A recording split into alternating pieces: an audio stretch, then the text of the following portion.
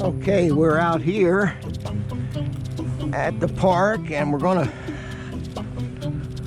going to test fly the newly rebuilt Armattan Marmotte with the DJI system in it. And I want to make sure that I have an SD card in there, which I do. And put the battery in here.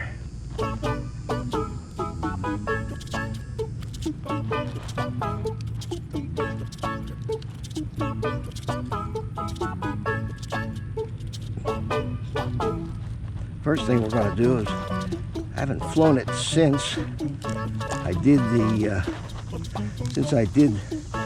conversion. I haven't tested it out yet, so we're going to see how well it flies with line of sight first. And I think this time I'll clean my camera lens off first. So we got our radio here.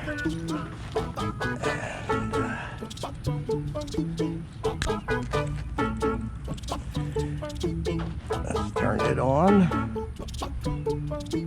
Welcome to OpenTX. Throttle warning. Switch warning.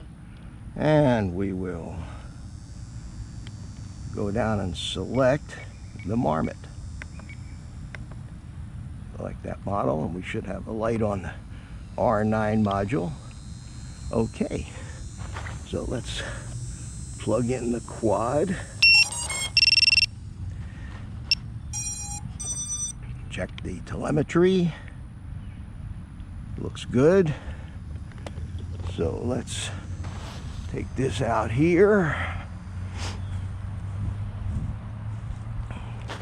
Grass is a little bit wet.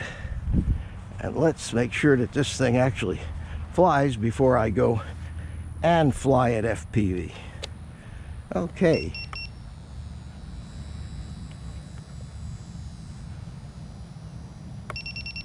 Alright, it doesn't have a GPS fix yet. So let's let it sit there for a minute, and there we go. We now have a GPS fix. So we should be able to arm it. Nope, still not. Still don't have a fix.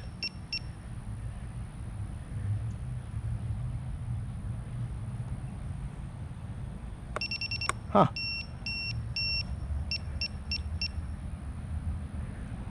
That's the only problem with the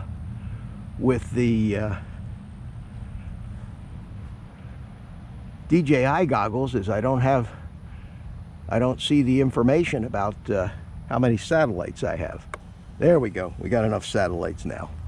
So let's make sure everything goes in the right direction. And we'll give it a little test flight here.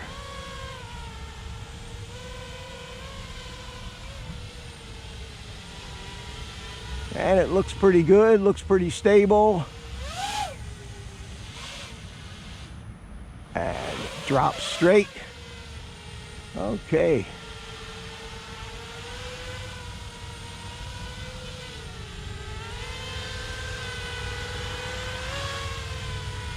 Feels good on the sticks.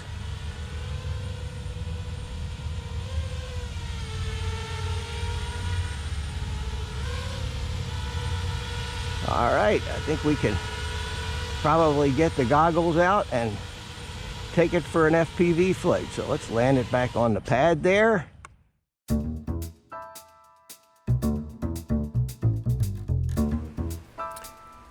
Okay, so now we're gonna go take it for a flight with the goggles on.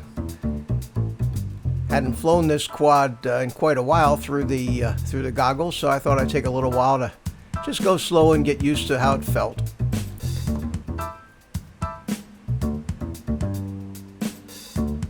One thing I did notice was that both sides of the image in the goggles did seem to be fuzzed up a little bit, and that's the focus mode, and I did have a good strong signal and good latency. So what I'm thinking is that there are two different modes you can fly in. One is 120 frame a second low latency mode, which is what I'm using here, and then there's a high quality mode, which is 60 frames a second, and I hadn't thought to try that when I was out there today, so I'll try that next time and see if it makes a difference in whether the sides of the image are fuzzed up in the goggles. Now, one thing I did notice when I flew today was I kept getting an indication that there was no SD card in the air unit, and I wanted to record the flight from the air unit and take a look at it as well. And I tried a different SD card and still got the same thing. I thought maybe I had a problem. But when I got home, I took the SD card out of the other quad I have and put it in, and it saw it just fine. So I went checking on the formatting of the SD card and found out that it was formatted differently.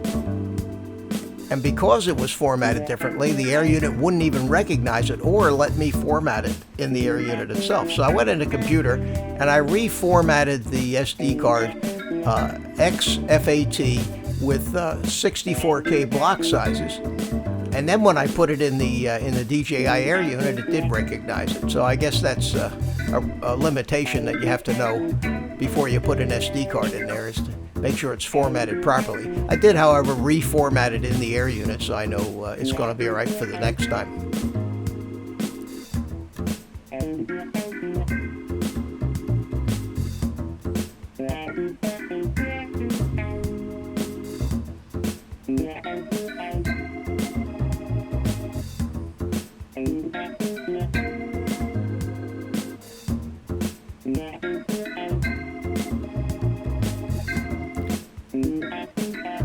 Although I didn't do a lot of fancy tricks with it, the Marmotte flew beautifully with the new Xing motors and the DJI unit. The goggles were incredibly immersive, and it's just a whole new world. Just a whole new world in flying FPV.